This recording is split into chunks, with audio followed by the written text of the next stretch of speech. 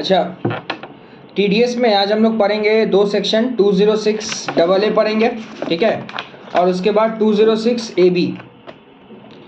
देखो हम लोग टीडीएस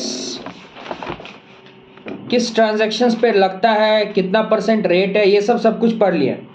अब जो हम लोग पढ़ेंगे ये सब पेनल कंसिक्वेंसेस है। मतलब अगर मान लो जैसे टीडीएस हम जिसका काटते हैं उसको अपना पैन नंबर देना पड़ता है, ठीक है। उसके बाद फिर बोला जाता है कि आप जिसका टीडीएस काटते हो उसको इनकम टैक्स रिटर्न फाइल करना पड़ता है, आईटीआर फाइल करना पड़ता है। तो अगर वो ये सब ना करे तो क्या होगा, यही अभी हम लोग पढ़ने वाले हैं, ठीक है। तो 206 डबल ए, ये बहुत बार तुम लोग मेरा मुंह से सुना होगा कि हम बोले होंगे कि जब भी तुम किसी का टीडीएस काटना, डिडक्टर जब डिडक्टी का टीडीएस काटता है तो डिडक्टी के पास उसका डिडक्टर का क्या रहना चाहिए, पैन नंबर रहना चाहिए। मान लो जैसे तुम मेरा कंपनी में नौकरी करता है, ठीक है, तो तुम मेरा कंपनी में अगर नौकरी करेगा तो तुमको हम पेमेंट करेंगे, माने इनकम देंगे। तो तुम्हारा इनकम हम क्या करेंगे, तुमको जब हम पेमेंट करेंगे तो पेमेंट करने से पहले टीडीएस काटेंगे। लेकिन वो टीडीएस जो हम काट रहे हैं इसके लिए तुम्हारा पैन नंबर जरूरी है। अब सवाल ये आता है कि भैया पैन नंबर क्यों जरूरी है, थोड़ा इसका लॉजिक समझाइए, तब हमको 206 डबल ए पढ़ने में और समझने में आसानी होगा। देखो बहुत सिंपल बात है। अब जैसे तुम्हारा नाम है मिस्टर एक्स, ठीक है, तो इंडिया में तो मिस्टर एक्स नाम का बहुत आदमी है ना। लेकिन तुम्हारा पैन नंबर जो है, वो जो तुम्हारा पैन नंबर है वो तुम्हारा ही है, वो पैन नंबर और किसी का नहीं हो सकता है। तो उस पैन नंबर पे हम टीडीएस काट के जमा कर दिए। कल को अगर गवर्नमेंट को चेक करना हो कि मिस्टर एक्स का नाम का ये बंदा, इसका पैन नंबर ये है, इस पर कितना टीडीएस काटा गया है, तो वो चेक करके देख सकता है। तो इसीलिए पैन नंबर है ना जरूरी है। अब हम तुमको बताए थे रैंडमली पढ़ाते पढ़ाते वक्त कि अगर तुम अपना पैन नहीं दोगे तो 20% टीडीएस काट लेंगे। तो आज क्या बताना चाहते हैं, ध्यान से सुनो। Requirement of PAN to deduct TDS. हाँ boss, if you want to deduct TDS then PAN is required. अब सुन, the non quoting of PAN, अगर पैन नहीं दिया गया डिडक्टी के द्वारा, in many cases have to lead to delay in an issue of refund on account of problem in the processing of return of income and in granting credit of tax deducted at source. सबसे पहला number बात, अगर आप pan नहीं दोगे तो जो हम ये टीडीएस फाइल वगैरह कर रहे हैं, रिटर्न वगैरह सबमिट कर रहे हैं, इसमें डिले होगा। और फिर जो डिडक्टी है वो अगर क्रेडिट क्लेम करना चाहता है उसमें भी उसको दिक्कत होगा। तो section 206 double A provide that any person who receipts are subject to deduction of tax at source, that is the deductee shall mandatory furnish is PAN to deductor. Underline कर दे, अंडरलाइन कर दे, deductee shall mandatory furnish is PAN to the deductor. Deductee को अपना PAN देना ही पड़ेगा। Following with the deductor shall deduct tax. और अगर नहीं दिया तो दिक्कत है। क्या दिक्कत है, सुन, तीन बात बता रहे। पहला बात, rate prescribe in the act. Rate prescribe in the act का मतलब, अब जैसे 194B में टीडीएस का रेट क्या है, 30%, बीबी में 30%। तो जहां पे जो रेट है वही रेट, उसी को बोलता है rate prescribe in the act. या फिनांस एक्ट में जो रेट आया, अब फिनांस एक्ट में जो रेट आया वो, अब जैसे मान ले हम जो तेरे को रेट टीडीएस का भी पढ़ाए हैं ये तो आ चुका है, ठीक है। अब फिनांस एक्ट में अमेंडमेंट हुआ है तो दोनों रेट में, माने एक्ट का रेट और फिनांस एक्ट का रेट में जो रेट हायर होगा वही लिया जाएगा। सिर्फ इतना ही नहीं, 20%, मतलब तीन रेट बोला, एक्ट का रेट, फिनांस एक्ट का रेट और 20%, तीनों में जो हायर होगा वही रेट ले लेगा। जैसे एक एग्जांपल दीजिए। अब जैसे 194B में हम लोग पढ़े 30%, ठीक है। अब एक्ट में 30% है, फिनांस एक्ट में भी 30% है, लेकिन यहाँ बोल रहा है कि 20%। तो तीनों में हायर कौन सा है, 30%। तो इसका मतलब 30% तुम्हारा टीडीएस काट लिया जाएगा। अब जहाँ 5% है, कहीं 1% भी है, कहीं 5% भी है, तो जहाँ जो परसेंट है, ठीक है, इस तीनों रेट को कंपेयर करना, जो हायर होगा उस रेट पे तुम्हारा टीडीएस काटा जाएगा अगर तुम पैन नहीं देगा। इन सिंपल वर्ड, अगर डिडक्टी अपना पैन नहीं देता है तो 206 डबल ए लगा दिया जाएगा। उसका जो रेट एक्ट में लिखा हुआ और फिनांस एक्ट में लिखा है और 20%, तीनों में जो हायर होगा वही ले लेना। ओके, अब बोला देखो दो सेक्शन ओ और क्यू। ओ और क्यू का टैक्स रेट कत আছে उज्जवल? ओ और Q tax rate operator 1% tax काटे। 1%, 1% ना 0.1%, 194 होते 1% पक्का। और क्यू थे কিউতে কোয়ান্টাম বোধ মানে তোমার ইয়ে পারচেসের উপর 5% হ্যাঁ কিউতে কত আছে 5% কি কিউতে আছে না কিউতে আছে তোমার 0.1%, क्यू है 0.1%। ठीक है, अब जैसे मान ले क्यू में है 0.1%, क्यू में कितना है 0.1%, ठीक है, और ओ में है 1%, है ना। अब बात समझ यहाँ पर, अब ओ में क्यू में एक में 0.1% और एक में 1%, टीडीएस रेट एक्ट में लिखा हुआ है। अब यहाँ अगर 20% रेट लगाने जाएगा ना तो दिक्कत हो जाएगा। क्यों बोल तो डिडक्टिव बोलेगा यार एक पैन ना देने का इतना बड़ा सजा, जहाँ 1% टीडीएस काटा जाता है वहाँ आप मेरे से 20% काटोगे, 19% ज़्यादा काट लोगे पैन नंबर ना देने का, तो उसीलिए बोल दिया। या मान लो जहाँ 0.1% है वहाँ पे आप 20% काटोगे, 19.9% ज़्यादा टीडीएस काट ले रहे हो, एक गलती का इतना बड़ा सजा। उसीलिए बोला गया है where the tax is required to be deduct 194O and 194Q, the provision of clause 3 shall apply as if for the word 20% the word 5%। मतलब कुछ नहीं, मतलब 20 को 5 बना दिया, 20 को 5 बना दिया भैया, सारा सेक्शन के लिए नहीं। ओ और क्यू के लिए जो मैक्सिमम रेट क्लॉज 3 में हम लोग ऊपर पढ़े थे ना, प्रोवाइजो 3 में जो पढ़े थे ना, क्लॉज 3 में 20%, वो 20% नहीं है, 5% आ गया। समझ में आया? ओ और क्यू के लिए ये सब याद रखना। ओ और क्यू में अगर पैन ना भी दे तो 5%, ठीक है, यह जो रेट है उसमें जो हायर होगा वही। क्लियर है? तो अच्छा, फिर इधर क्या लिखा हुआ देख, for instance in case of rental payment for plant and machinery, plant and machinery का रेंटल पेमेंट पे कितना परसेंट काटता है? 2%। Where the payee does not furnish is PAN to the payer, tax would be deducted 20% instead of 2%। Of course 194I में 2% की जगह 20% काटेंगे, क्योंकि अगर तुम पैन नहीं देता है। However, non-furnishing of PAN by the deductee in case of income by way of winning from lottery, card game, etc. would result in tax being deducted at the existing rate 30% under section 194B. Therefore, wherever tax is deductible at the higher rate, the proviso would not have any impact। सही बात बोला कि यार देखो ये सब जगह में सीधा बात, जो फिनांस एक्ट में लिखा है वो, और 20% में जो हायर होगा वही।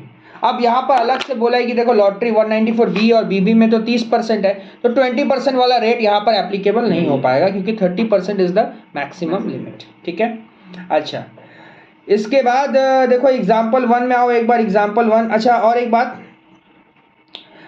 no limit have been prescribed under section 201, deductor has deducted not deposited TDS as a declaration government due, employer has failed to pay the tax only part, the employee would have not be paid tax, deduct not non-resident। छोड़ दे। Example 1 में सुन, example 1 क्या बोला देख, rental payment plant and machinery का दिया गया, पेई does not furnish pan, 20% काट लिया इंस्टेड ऑफ 2% 194I में। तो इसका आंसर क्या लिखा हुआ, if PAN provided to the deductor is invalid or it does not belong to the deductee, it shall be deemed that the deductee has not furnished his PAN to the deductor, accordingly tax would be deducted at the rate of specified। सही बात है, 2 का जगह 20 काट लिए, क्यों काट लिए? क्योंकि डिडक्टिव पैन नहीं दिया होगा, इसीलिए 2 का जगह 20 काट लिया।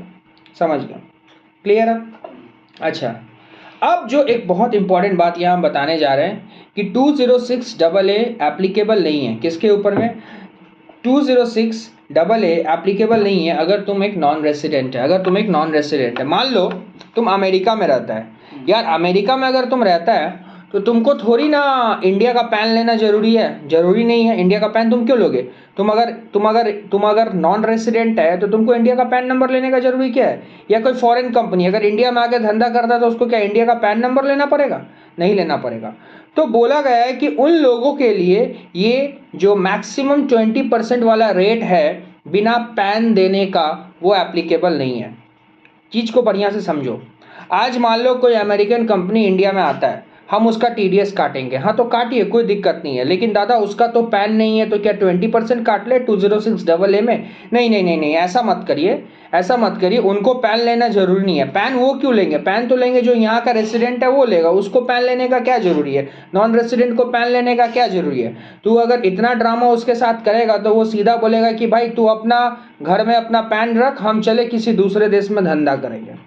इसीलिए लिखा हुआ है सच प्रोविजन का मतलब 206AA are not applicable on payment of interest, long term bond and other prescribe payment to non resident. किसको पेमेंट कर रहे हो? नॉन रेसिडेंट को या फॉरेन कंपनी को। ठीक है, CVDT, ये सब बात CVDT बोला है, has vide notification 53/2016 dated 24 June 16 inserted 37 BC to provide that provision of 206AA shall not apply to non corporate and non resident. Underline कर दे कि 206AA अप्लाई नहीं है नॉन कॉर्पोरेट और नॉन रेसिडेंट के लिए, और टू फॉरेन कंपनी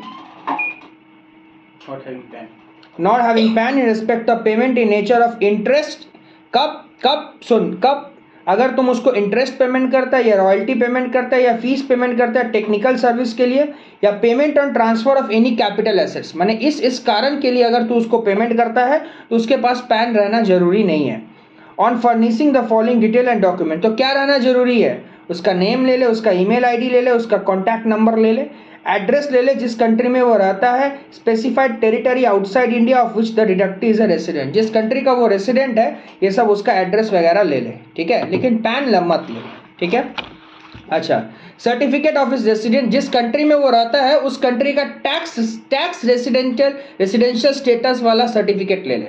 माने तू अगर अमेरिका में रहता है तो अमेरिका में तेरे को एक टैक्स रेसिडेंशियल सर्टिफिकेट देगा। ये सब टॉपिक, ये देख इंटरनेशनल टैक्स का जितना बात आता है ना वो फाइनल लेवल का पढ़ाई है, यहाँ बस टच दे के निकला है कि अगर तू अमेरिका में रहता है तो अमेरिका में तेरे को एक सर्टिफिकेट प्रोवाइड करेगा टैक्स का, वो तू हमको यहाँ पर बता दे, उसका नंबर बता दे, ठीक है। अच्छा, government of that country specified territory if the law of that country territory provides for the issuance of such certificate, अगर तेरा कंट्री प्रोवाइड करता है तो ले ले। अब मान ले तू कोई ऐसा कंट्री में रहता है जहाँ पे अभी राजा का शासन चलता है तो फिर दिक्कत है ना। अच्छा, टैक्स आइडेंटिफिकेशन नंबर ले ले, यहीं पर चौथा पॉइंट में बोला है डिडक्ट इन द कंट्री और specified territory of is resident and case no such number is available then unique number उसका कुछ अगर होगा तो वो ले ले। Deduct is identified by the government of the country specified territory of which claims to be a resident, जिस country का वो रेसिडेंट है वहाँ का टैक्स आइडेंटिफिकेशन नंबर ले ले। इसका मतलब क्या समझ में आया, 206AA नॉन रेसिडेंट के ऊपर में एप्लीकेबल नहीं है और नॉन फॉरेन जो फॉरेन कंपनी है उनके ऊपर में एप्लीकेबल नहीं है। एप्लीकेबल नहीं है का मतलब क्या बोलना चाह रहा, बिना पैन का तो उससे TDS काट सकता है, बस उसका नाम, कॉन्टैक्ट नंबर, ईमेल एड्रेस वगैरह ले ले। क्लियर है, समझ गया, ये 206AA था। क्लियर है, अच्छा से समझ में आ गया होगा। अब 206AB क्या बोलता है, ये बोलता है higher rate of TDS for non filers of income tax return. अगर ईमानदारी से पूछेगा ना, हमको 206AB सही नहीं लग रहा, नॉट ओनली हमको, वो हर इंसान, तेरे को भी ये सेक्शन पढ़ने के बाद भी ना लगेगा कि नहीं ये गलत है, तो भैया पढ़ा क्यों ना है, गलत है तो देखो लॉ मेकर बनाया है, वो बनाया, हो सकता है बाद में कभी इसमें अमेंडमेंट लाए, क्यों गलत है थोड़ा ये समझाइए। तो देखो गलत इसलिए है, चीज़ को समझो।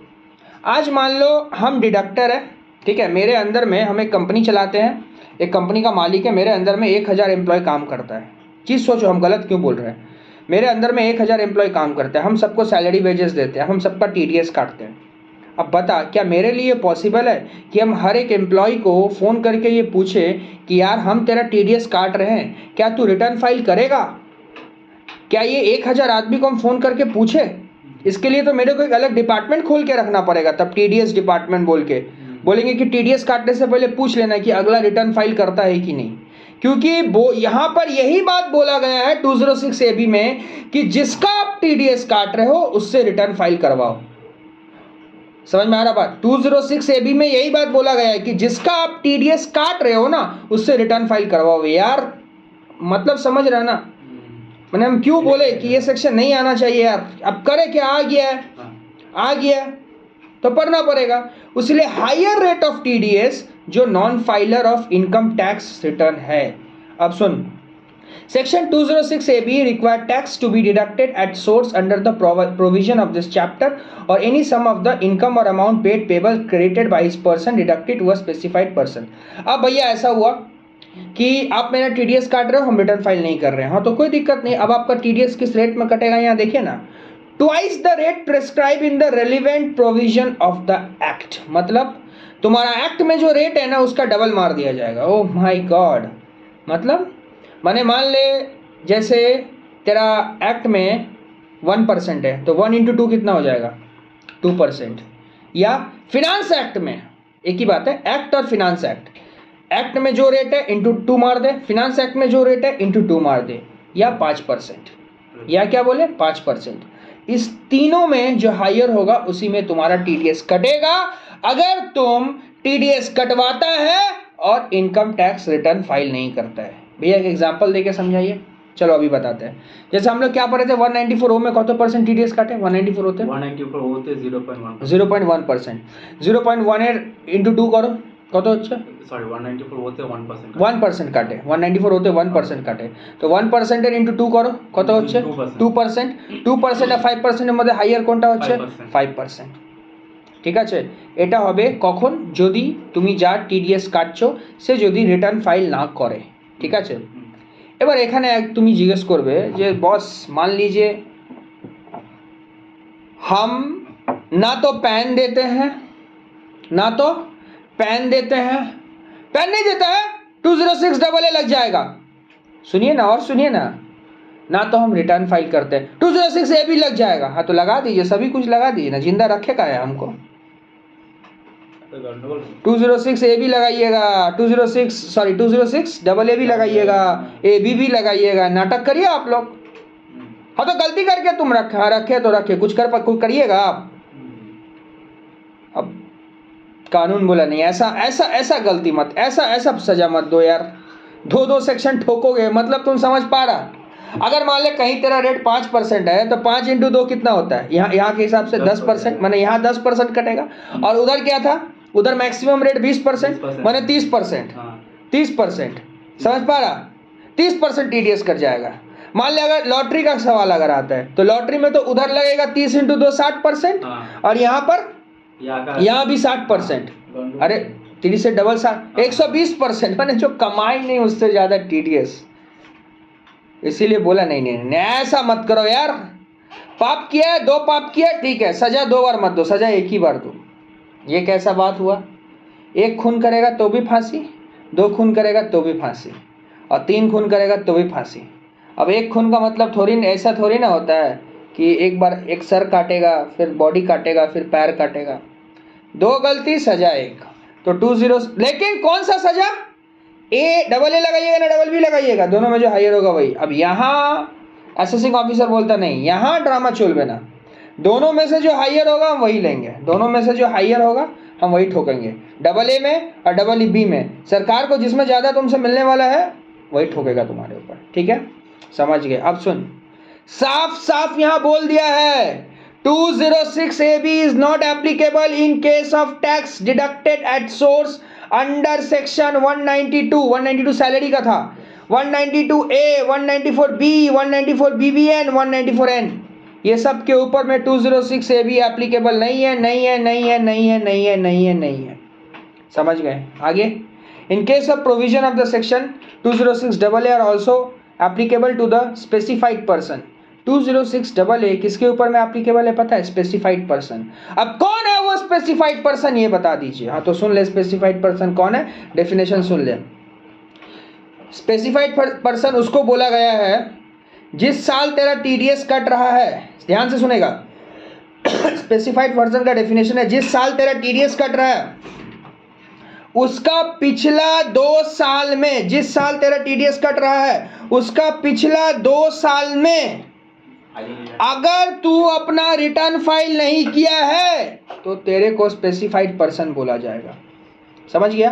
तेरा जिस साल हम टीडीएस काट रहे हैं उसका पिछला 2 साल में अगर तू रिटर्न फाइलिंग नहीं करता है, उसका 2 साल में अगर तू रिटर्न फाइलिंग नहीं करता है तो तेरे ऊपर में क्या कटा जाएगा? तेरे ऊपर में 206AB लग जाएगा। क्लियर, समझ में आई है? तेरा हम जिस साल टीडीएस काट रहे हैं उसका पिछला 2 साल अगर तू रिटर्न फाइल नहीं किया है तो सीधा बात है भाई, क्या लग जाएगा तुम्हारे ऊपर में? तुम्हारे ऊपर में क्या लग जाएगा? तुम्हारे ऊपर में AB लग जाएगा, क्योंकि तुम स्पेसिफाइड पर्सन है, और AB स्पेसिफाइड पर्सन के ऊपर में लगता है। आज स्पेसिफाइड पर्सन का डेफिनेशन पढ़ते हैं। और एक बात, 2 बात में आप एक ही बात बताएं, और एक बात बता दीजिए। अगर जब हम किसी का टीडीएस काटते हैं 50,000 या उससे ज्यादा होता है, तुम समझ पा रहा है? तुम जिसका 50,000 रुपया टीडीएस काट रहा, मतलब वो कोई छोटा मोटा आदमी नहीं है। अरे यार, तुम्हारा पास इतना पैसा है तभी ना 50,000 रुपया सरकार का घर में एडवांस में पेमेंट करके रखता है। ओ माय गॉड, टीडीएस का एडवांस टैक्स है। चैप्टर पढ़ाने से शुरू में बोल दिए थे, टीडीएस एक प्रकार का एडवांस टैक्स है। जनरली हम लोग जिस साल कमाते हैं टैक्स भरते हैं अगले साल, टीडीएस में जिस साल कमाए उसी साल भर दिए। तो अगर तुम सरकार के घर में 50,000 रुपया जमा करके रखता है, इसका मतलब बड़ा पार्टी है तुम, और तुम रिटर्न फाइल नहीं करता, शर्म नहीं आता है, ठोकेंगे तुम्हारे ऊपर में 206 AB। इसीलिए स्पेसिफाइड पर्सन का डेफिनेशन में ये दो बात लिखा हुआ है। क्या दो बात लिखा हुआ है? पहला बात यही लिखा हुआ है स्पेसिफाइड पर्सन के डेफिनेशन में कि तुम जिस साल तुम्हारा टीडीएस काटते हैं उसका पिछला 2 साल तुम रिटर्न फाइल अगर नहीं किया है, स्पेसिफाइड पर्सन। पिछला 2 बोल रहे हैं, अगर एक कर दिए भैया, एक नहीं किए तो स्पेसिफाइड पर्सन नहीं है, ये भी नहीं ठोकेंगे। या तुम्हारा 50,000 से ज़्यादा टीडीएस कटा है और तुम रिटर्न फाइल नहीं किया, ठोक देंगे ये भी। स्पेसिफाइड पर्सन का डेफिनेशन पढ़ते हैं। A person who has not filed the return of income for both the 2 assessment year relevant to the 2 previous year immediately prior to the previous year in which tax is required to be deducted, for which the time limit filing return under income section 139(1). अब ये कौन सा section आ गया? Return filing का यही section है। Has expired and the aggregate of the tax deducted as source, tax collected as source in case of 50,000 or more each of the 2 previous year। समझ गए? अब एक बात पक्का याद रखना, स्पेसिफाइड पर्सन में नॉन रेसिडेंट लोग नहीं आता है। अरे यार नॉन रेसिडेंट लोग को छोड़ दिए हैं, देखो डबल ए भी नहीं लगाए थे नॉन रेसिडेंट के ऊपर में, ए भी नहीं लगाएंगे, इसीलिए साफ साफ बोल दिया है कि नॉन रेसिडेंट लोग ए भी नहीं आएगा तुम्हारे ऊपर में। अच्छा, कौन सा नॉन रेसिडेंट लोग? जिसका परमानेंट एस्टैब्लिशमेंट इंडिया में नहीं है। ये क्या होता है? मान ले हम भी एक नॉन रेसिडेंट है, हम इंडिया में पढ़ाते हैं, कोई भी बेसिक कंडीशन पूरा नहीं करते, हम NRI है। अबे 2 बेसिक कंडीशन था ना, 365 और 4 प्रीवियस ईयर में जो था ना, बोला था ना, हम दोनों में से कोई भी पूरा नहीं करते हैं। लेकिन मेरा एस्टैब्लिशमेंट इंडिया में मतलब यहाँ पढ़ाते, पढ़ा के फिर चले जाते हैं। मैंने मेरा एस्टैब्लिशमेंट इंडिया में इसका मतलब उसका कोई भी ऑफिस, कोई भी ब्रांच ऑफिस, कोई भी हेड ऑफिस इंडिया में होना चाहिए, कुछ भी ऑफिस। अगर तुम एक नॉन रेसिडेंट है और तुम्हारा कोई भी एस्टैब्लिशमेंट इंडिया में नहीं है तो तुम्हारे ऊपर में ये भी नहीं लगाएंगे, लेकिन अगर है तो लगेगा। एक लिखा हुआ, however the specified person does not include, कभी भी स्पेसिफाइड पर्सन का डेफिनेशन लिखना है तो छाप देगा। जिस साल टीडीएस कटा उसका पिछला 2 साल में ITR नहीं भरा, और क्या बोले थे, 50,000 के ऊपर में टीडीएस कटा तो स्पेसिफाइड पर्सन में नॉन रेसिडेंट जिसका परमानेंट एस्टैब्लिशमेंट इंडिया में ना हो वो स्पेसिफाइड पर्सन में इंक्लूड नहीं होता है। Permanent establishment include a fix place of the business through which the business of the enterprise is Holi और पार्टली कैरिड, होली भी हो सकता है, पार्टली बोल सकता है। Concept with related provision will be detail at the final level में ऐसा पढ़ाया जाता है, ये नहीं पढ़ने का जरूरी है ज़्यादा। अब ज़्यादा मत पढ़, इतना समझ लिया बहुत है। तो ए और ए भी पढ़ा दिए। वीडियो थोड़ा बड़ा हुआ लेकिन कुछ ज़्यादा था नहीं। हमको शॉर्ट में अगर पूछेगा हम तेरे को मतलब 2 मिनट में बता देंगे। 206A में क्या लिखा हुआ था? हाँ, तो तू अगर अपना पैन नंबर नहीं देता है डिडक्टिव पैन नंबर नहीं देता है तो एक्ट में और फिनांस एक्ट में जो लिखा हुआ है और कितना 20%, तीनों में जो हायर होगा वो लगेगा। दो सेक्शन के लिए 206A AA एप्लीकेबल नहीं है, ओ और क्यू के लिए एप्लीकेबल नहीं है। फिर क्या बोले थे? एंड नॉन रेसिडेंट तेरे ऊपर में एप्लीकेबल नहीं है, तेरे को पैन का जरूरत नहीं है, तेरे ऊपर में AA नहीं ठोकेंगे। तू अपना कॉन्टैक्ट नंबर ईमेल आईडी हमको दे दे, एड्रेस दे दे, और जिस कंट्री में रहता है वहाँ का टैक्स आइडेंटिफिकेशन नंबर दे दे। खत्म। मैंने कसम से जब सारा चैप्टर खत्म हो जाएगा ना, हम 1 घंटा में एक वीडियो छोड़ेंगे, पूरा टीडीएस कवर कर देंगे। अच्छा, एबी में क्या बताया? एबी में यही बताया। एबी में क्या बताया? एबी में क्या बोले हम तुमको? एबी में क्या बोले थे? एबी में बोले थे कि देखो ध्यान से सुनो, अगर तुम अपना इनकम टैक्स रिटर्न फाइल नहीं करता है और तुम्हारा अगर टीडीएस काटा जाता है और तुम इनकम टैक्स रिटर्न फाइल नहीं करता है, ये भी ठोक देंगे। क्या रेट क्या लगाइएगा? वही ट्वाइस कर देंगे। और इधर 5% जो हायर है वही, कुछ सेक्शन में ये चीज़ एप्लीकेबल नहीं है। और स्पेसिफाइड पर्सन जो होता है उसके ऊपर भी एप्लीकेबल होता है। स्पेसिफाइड पर्सन में कौन आता है कौन नहीं आता? स्पेसिफाइड पर्सन में वही आता है जो अपना पिछला 2 साल प्रीवियस ईयर का, जिस साल टीडीएस कटा उसका पिछला 2 साल तुम क्या नहीं किया, इनकम टैक्स रिटर्न फाइल नहीं किया। और तुम और क्या आता? और एक डेफिनेशन और क्या था? 50,000 से ज़्यादा तुम्हारे ऊपर में टीडीएस कटा तो तुम स्पेसिफाइड पर्सन में आता है। और अगर तुम कोई नॉन रेजिडेंट है और तुम्हारा परमानेंट एस्टैब्लिशमेंट इंडिया में नहीं है तो हम तुमको स्पेसिफाइड पर्सन में कवर नहीं करेंगे और तुम्हारे ऊपर में ए भी नहीं ठोकेंगे। ओके, ठीक है, चलो, वेरी गुड, थैंक यू।